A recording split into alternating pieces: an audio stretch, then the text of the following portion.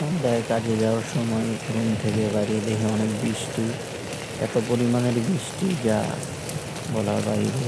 মালয়েশিয়াতে প্রায় সময় অনেক বৃষ্টি হয়। বৃষ্টির ভিতরেই ছাতা নিয়ে বের হইলাম কাজের উদ্দেশ্যে।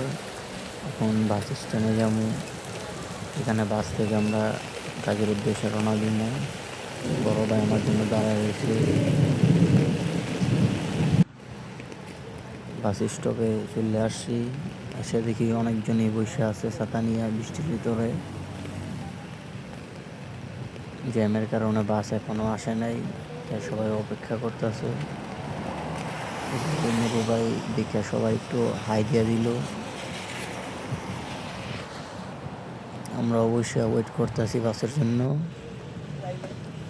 6:30 বাজে গেছে, এখনো বাস আসে নাই, তাই সবাই বসে বসে একটু গল্প করতেছে, বাস আসার কাহিনী বলতেছে, আর অনেক কিছু বলতেছে সবাই।